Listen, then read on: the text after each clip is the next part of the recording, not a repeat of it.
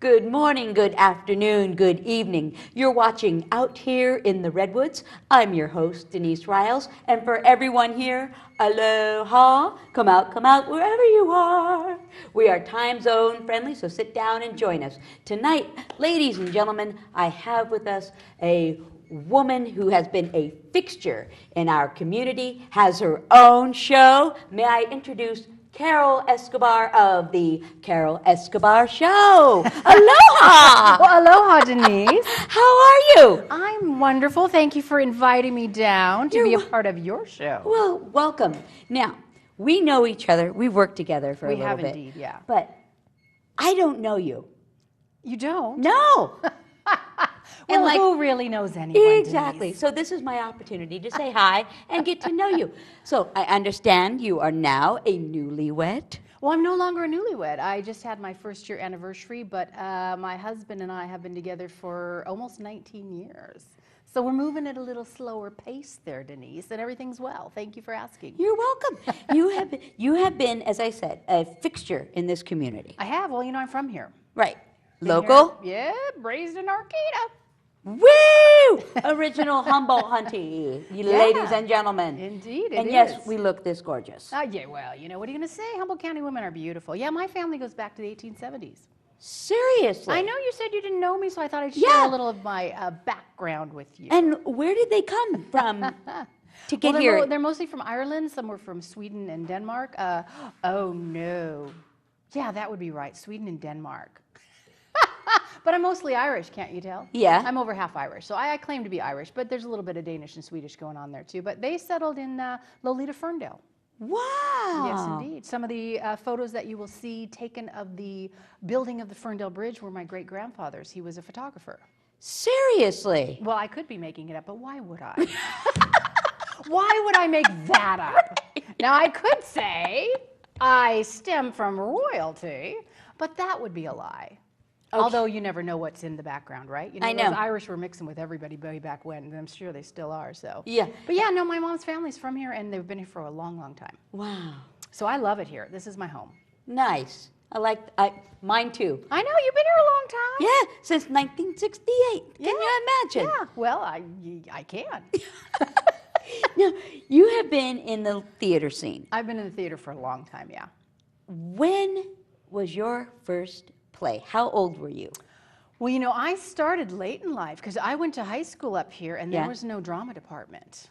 I know, shocking. I know. So now you're wondering, where could she have possibly gone to high school where there's no drama department? Right. I went to St. Bernard's.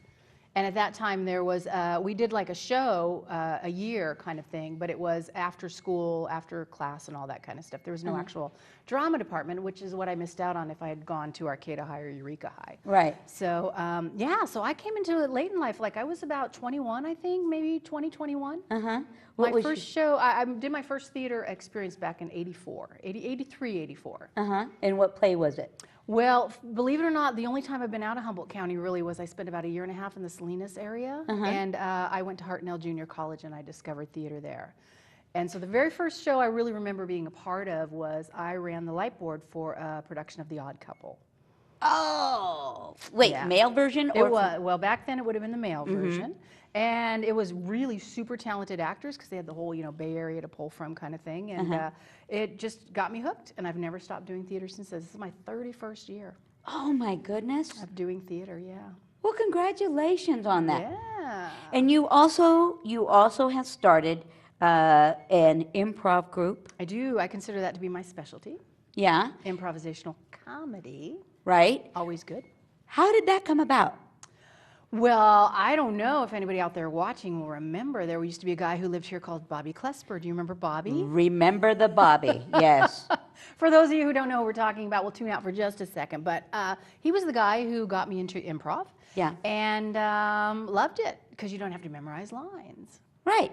I'm like, what is not good about this? Right. I get to do theater and no lines need to be memorized. And that's scary. For some people, for me, it's not. Right. But I will tell you, for my first 2 years, it took me 2 years to feel really comfortable with it. And after that, boom, one night, you know, you're on stage and boom, the improv gods just hit you with, You have a skill and you will never not have that skill. But it took me about 2 years of rehearsing. People don't realize you do rehearse for improv, right? You have to learn how to do improv. Right. You are taught how to do improv. You practice improv, because if you don't do improv for a while, your brain gets a little slow. A little slow on the brain if you don't, Right, because you have to be quick on your feet. You do.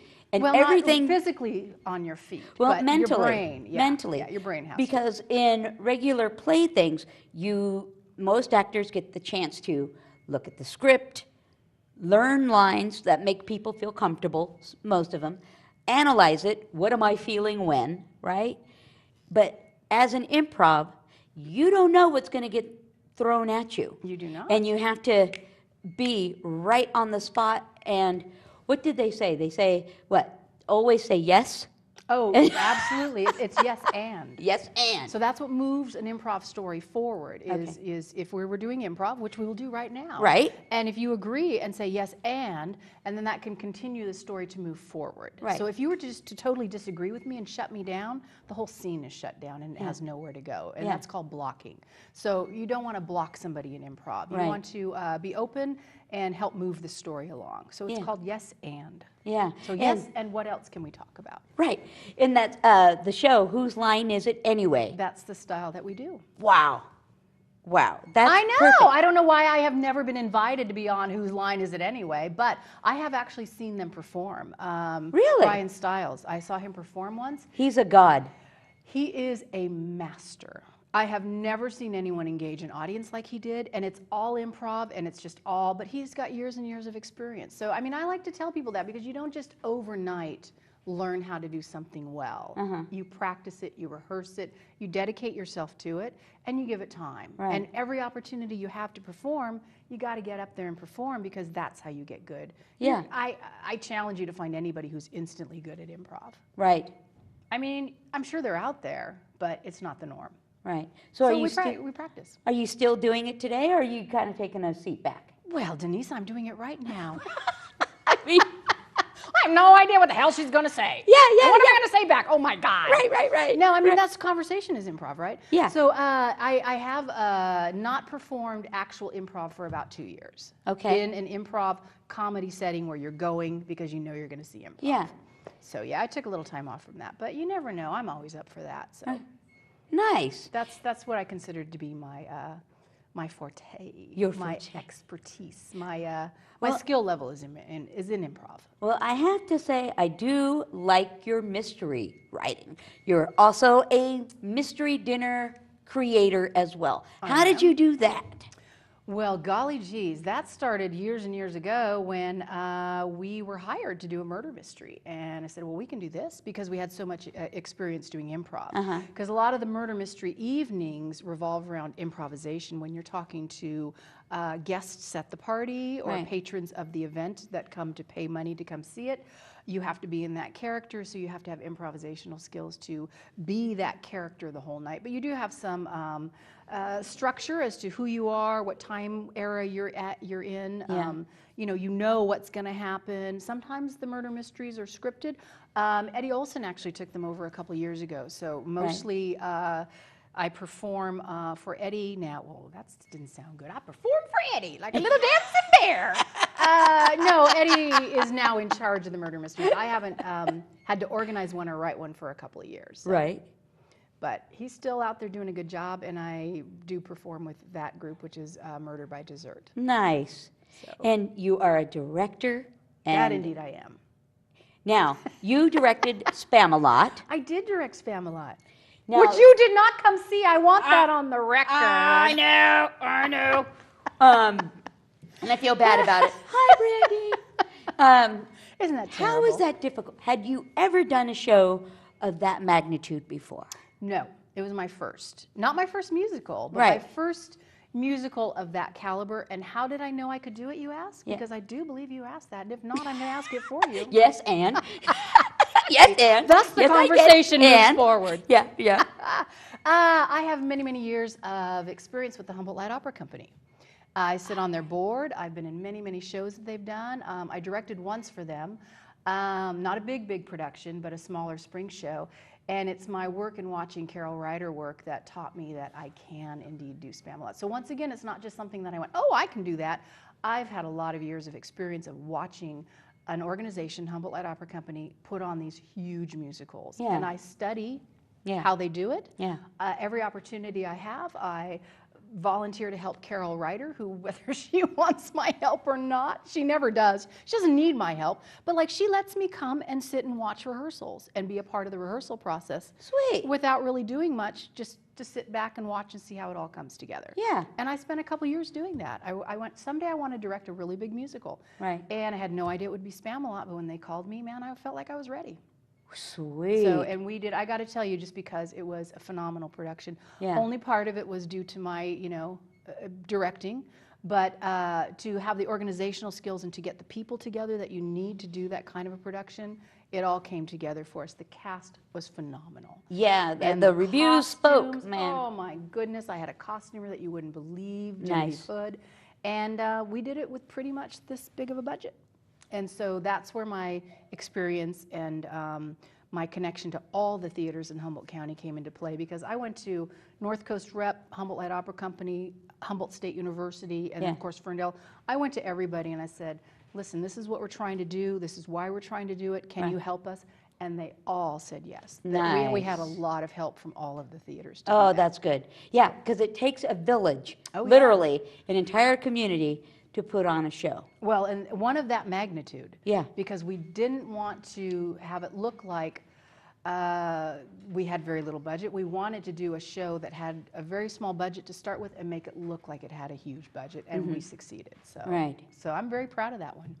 You should be. You should be. Now, is there anything in that you look back and go, well, if I had to do it again, I would change this? Why, no, Denise. Everything was perfectly wonderful. Moving on. No, you know what? It's a huge cast. There's 22 people on stage. Right. Well, actually 4 were backstage, but we got them on stage a little bit.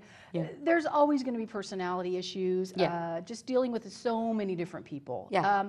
But it was a pure joy. It was the final results were amazing, and it was one that I will be very, very proud of for a very, very long time. So we did a good job. Good. And But- then, all at the same time, you have your own television show. I do. How do you manage all of your time? That's what I gotta say. How do you manage all of your time? And where is this show taking you today? Where are you taking it? Oh, I am taking it to focus more and more on theater, actually, because that's my love and that's what I know. Right. And I think people are interested, Oh, yeah. hopefully. But my whole goal is to get more and more people up here involved in the arts and aware of how much we've got going on here. Because Yeah. you know this, you do a lot of shows. You're phenomenal on Oh, stage. thank you very Those of much. you who don't know her, pish, as posh. an actress on stage, I mean, you're phenomenal. You are Thank one you. of those people who can bring a full character to stage. I mean, those of us who know it's you, obviously, but you're not you on stage. You are the character. You're a wonderful actress. Well, thank you very And much. you have a great ability for comedy, which is my favorite personally. Yeah. I mean, I like the dramas too, but even a good drama, right, has a little bit of comedy going That's on. correct. So. That's correct. Yeah, but so I just try to plug along and just chip away at, have you seen live theater up here in Humboldt County lately? Right. Because it's phenomenal. What Yeah. we're doing up here is phenomenal. And Yes. I want people to understand that the talent we have up here rivals anything you could see in other places. The only thing we haven't got down 100% is all of the talent in the building at the same time. You know what I'm talking about? Like every once in a while you'll go see a larger show and there might be some ensemble members that quite weren't up to the talent level as your leads. Right. Which is one of the things we did with Spamalot and why it worked so well is the ensemble, actually most of the ensemble have had leads in other shows. They were that good. Well, yeah. And that's what, that's what I strive for, is to make sure that people know that the theater that we've got going on up here in Humboldt County will rival anything you can see in a larger city. Yeah. And it's so accessible and it's cheap and free parking and you're supporting the arts. And Right. so I'm just always trying to get people to come see theater Yeah. and support the arts in general. So you are passionate about theater. Can you tell? Yes, I can. It is fabulous. Well, it's And what I I love- am it's too, what I love to because do, yeah. what we were talking about is people from San Francisco come here to see our talent. They do. They do. So what if... And they should, because we will go down there and see their shows. It's only fair. I know. I know. And I've gone down there, used it inspiration for a couple of projects that I've done. And we can't forget Humboldt State. We got to say hey to our college students, both Oh, there yeah. and at College of the Redwoods. Amazing theater happening up at HSU. Amazing. So where is Carol going now? Where's With all of this, Carol going where is now? Carol going Do you now? know where you're going to? Do you like the things that life is showing you? Now, we're of a certain age, we remember that Yes, song, Burt don't we? Bacharach. You know what? I direct once a year. Love it. I really am getting interested. No, I'm not getting interested. I've already been bitten by the bug of the film and stuff like that we learn here at Access Humboldt. Really? And so I film a lot of stuff. I edit. I love to edit. Right. And I just got a whole new computer set up at my house and the latest editing software and everything. So I actually, the week after Spamalot opened, because I'm a little bit crazy, I went and I'm now currently stage managing for a show at Redwood Curtain, which it's the first time that the Humboldt Light Opera Company and Redwood Curtain have joined forces. So it's a musical called I Love You Because. Right. And you won't find me stage managing very often anymore. But once again, the director was Carol Ryder, and I asked her, I said, you know what, I'd like to stage manage for you. What do you think about that? And she's like, well, I don't care if you want to. Yeah. And she's, yeah, so I'm stage managing right now, and so I've got a couple more weeks to go. So from January to almost the end of May, almost nightly, I have been involved in some sort of a theater project. So I'm going to take a little time off and work on my editing. Nice. Now you have in your television show, you have a segment, a piece. Tell me about that. The last time, it was like they were having a conference meeting, one piece. Oh my gosh, Bobby King, Corporate World. Yes. Tell me about that. And what was the inspiration to put that on your show? Well, when I first started my show, you know, it's changed a little bit. I've been doing it for like 4 years now, and I do one a month, and it airs 3 times a week for the full month. Nice. And it's always been an interview and a musical guest, and then some sort of like comedy sketch or something like that. And we decided that it would be really nice to go out and do like a film project using all of our, not all of our local actors, obviously, because there are a gazillion of them, but you know, a group of well-established local actors all volunteered their time. Right. And we took several months to film this. It's 10 parts. Each one is about maybe 5 or 6 to 8 minutes long. Oh, wow. And it's actually based on a true story. And it's not actually a comedy story in itself, so my goal was to try to kind of find some comedy in it, but it's a true story about a person I know who was fired from their job after 30 years with the same corporation. And it happened about maybe 3 or 4 years ago, when there were a lot of companies laying off a lot of people. Right. And so we did this project. We got some amazing actors. Everybody volunteered their time, and I used it as a way to start learning how to film. Okay. And I told everybody that. I said, this is what we're doing. We had actually had scripts, and I said, this is what I want to learn how to film with. Will you all be willing to help me? And they all said yes. So we filmed it, and I edited it, and we have local musicians who graciously let us use some of their original music, other music. There's some archives on on the internet world that you can get free of charge, as long as you just give them credit for it and stuff like that. So we got some music tracks from the internet, some of the free sites that you can do that, and so it was a way for me to learn how to film and put music with stuff, and do cuts and transitions. And I'm going to learn, everything I'm learning is going to help me on my journey, because my goal is someday to actually make a movie here in Humboldt County, and to have it be of a quality that people would want to watch, that know nobody involved, that know nothing about it, and to have it be something that we could enter into a film, what's the word I'm looking for? Film festival. Yeah, that's the word. Film festival. Well, my brain went a little nowhere there. Well, Maria Mattioli's done it. It's done. So if you ask me where I want to go with this all, that is eventually my goal right now, is to make a film within the next couple years that could be entered into a film festival. Are you writing the script for it now, or are you just gathering information? Well, we have a make the script that story? we're going to probably shoot sometime soon. We've talked about it now for a couple of years, and it's based on a murder mystery that we wrote. It's an original piece. Oh, nice. And it would be kind of an homage to Agatha Christie-style murder mysteries. And that's just because we have the story, and it's been all put into a film script format. Right. And it's just trying to find the time, and it would involve all local actors and stuff. But yeah, so I think that our stage actors up here are so wonderful that they can all transfer over to film work too. And even though it's, you know, sort of a homegrown project that we're going to be doing, I think a lot of actors up here would really groove on, you know, being in a little film. I think so. So we're going to be working on that, and I spent all last year about 8 months filming the process of how does a small theater company put on a large production, which just happened to be Humboldt Light Opera Company, did an amazing production of Shrek. I don't know if you had a chance to see that. We helped with Shrek's outfit. Yeah. And that was, I mean, people went away from that going, wow, I can't believe we just saw this in Humboldt County. Yeah. That was another one of those shows. And so we filmed the entire process from auditions to rehearsals to performance to closing. And my friend Don Bressler and I, who's my film partner, we're going to be putting that all together, editing it, and hopefully have about an hour show to air on Access Humboldt. You made a theatrical reality piece. Yes, yes. But with none of the ugliness. We're very kind people. My goal is not to show hideousness and controversy and people screaming at each other, which But of course... you know that's the hottest ticket in Yeah, town. You know well, it. first of all, it's Humboldt Light Opera Company, so none of that happened, dang.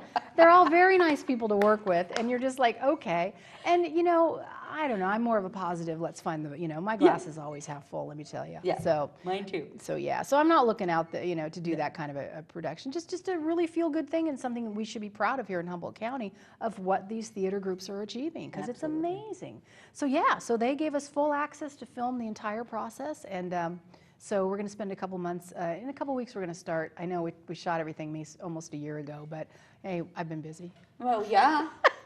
Yeah. And I don't get paid. This isn't what I do for a living, so I have to kind of really balance out my life and say, you know what, it's not worth getting all stressed over. You know, it's when I have the time, then we'll put it all together. And we're going to have the time in a couple weeks, and hopefully it'll be ready about a year from the time they actually produced and put on the show Shrek. So we're excited about that.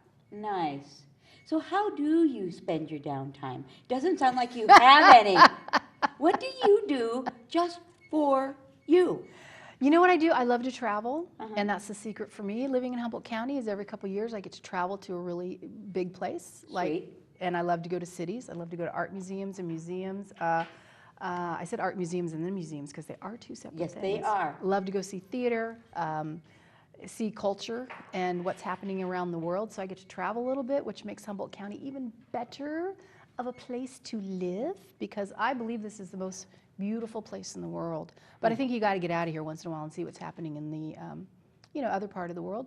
And what do? I go and see shows in Ashland, go down to the city once in a while, see a big musical. Yeah, I got to get my city fixed. I'm telling you, you haven't lived till you've seen Wicked. Mm-hmm. I know. I cry. I know. I cry when I see good theater. Yes.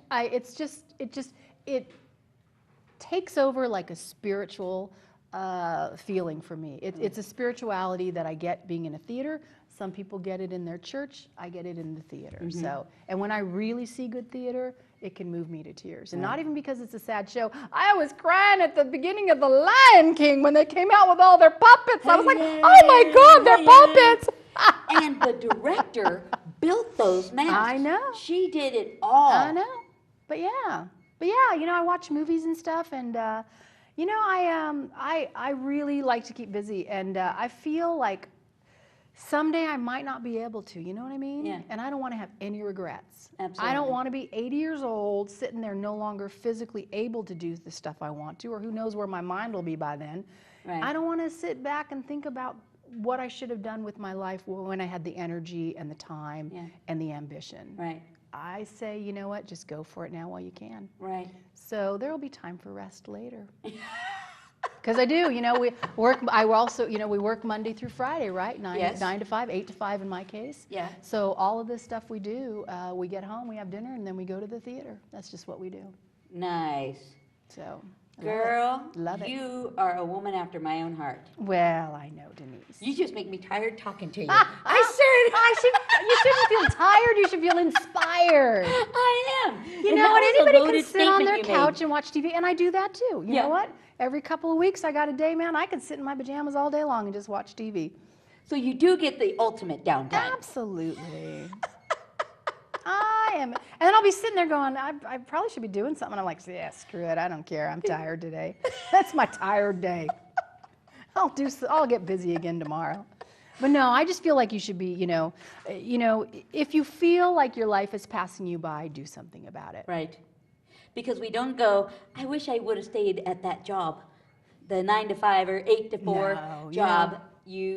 I need more theater. No, our lives are going to be way too short, way too short. And I don't think you should have any regrets. Absolutely not. Nope. We learned from all the crap we did in the past, so don't live in that. Just, don't sit around on your couch wishing you had a different life. Get out there and do it. Right. Now, did you always think like this, or was there an epiphany for you that helped you with this philosophy? Get out there. Ever since I discovered theater, it's just, I've always done theater. I mean, when I was in my early 20s, man, I would do a show after a show after a show after a show. I mean, I can't even tell you how many shows I've done. And as long as I always had a paying job, then it was okay to do, all my theater stuff. So I don't know. No, I don't feel like I was overly ambitious in high school, if that's what you mean. Right. I'm just where's the next party? Yeah, right. What are we drinking tonight? Right. Now, for you, is there a show that you've done that today still moves you? You know what? Really? Oh, man. I have trouble remembering because I do a lot of shows and my memory isn't great, but somebody was talking to me just the other day and they commented on a show we did years ago, and I have to agree with them. They're like, wow, you should bring that show back. He said that was probably the best show I'd ever seen, and it was a show called Dancers. Do you remember that? It was with Lynn and Bob Wells. Oh, yeah. And they played an older couple who were in sort of a retirement home, hospital type situation. Yeah. And that was a good show. I've done... I've been directing now for over 20 years, and I do about a show a year. And I can honestly say probably at least 25% of my shows I think could have like been in a city with the same cast and everything and done well. Wow. And to me, I take a lot of pride in that. And I don't say that lightly because I'll tell you when something sucks. Yeah, I'm not just here saying, everything I do is so wonderful. That's not true. Right. Actually, what I'm hopefully is getting across is you're going to do a lot of crap. Yeah. But every once in a while, you're going to do something that's really good. Yeah. And that people want to see and that you're really super proud of. And that's why we keep going, right? Yeah. For those moments. Spamalot's one of those shows for me. Nice. It was that good of a show that I'll put that up in my top 5. Nice. So. It is like birthing a baby. Some of those things you forget. Yeah. The pain. Well, you have to forget the pain because you do it again and again and again and again and again. But every show is unique. You meet so many people. Yeah. And you become a little family while you're doing the show. That's right. It's just, for 3 months of your life, you're going to be doing that show. Yeah. And, from the rehearsal, from the auditions to the rehearsals to the opening through the closing night, quite often can span about 3 months of your life, especially as the director. Right. Well, not even the director, actually. My job's done opening night for the actors. So you get to know people for a very intense situation, memorizing lines, going in on stage in front of people, costumes, light, makeup, and you really get to know people. And and every once in a while you go, okay, I really don't need to work with you again, but it was good while it lasted. And other people, you just go, where have you been? Right. Why have I not found you before? Yeah. I want you to do every show with me. Yeah, right. So people are people. Yeah. But I'm just here to spread the word that Humboldt County has an amazing amount of talent. And you, my dear, are right up there. This is a mutual appreciation society. Carol, thank you for coming on. Well, it's been a pleasure to talk to you. Thank you. And let's do lunch. Oh, okay. Why the hell people, not? We do lunch. The other thing I like to do is eat. Yes. So yeah, we'll definitely be doing lunch. So ladies and gentlemen, you've been watching Out Here in the Redwoods with my special guest, Carol Escobar. See you next time. This episode of Out Here in the Redwoods has been brought to you by Uniquely Yours Catering, a full-service caterer, providing all the staff, serviceware, and dinnerware for small, intimate dinners of 20 or sit-down dinner for 600. And the Costume Box, meeting all of your various costume needs. Open 1 p.m. to 5:30 Monday through Friday and 11 a.m. to 5 p.m. on Saturdays. They can be reached at 707-443-5200.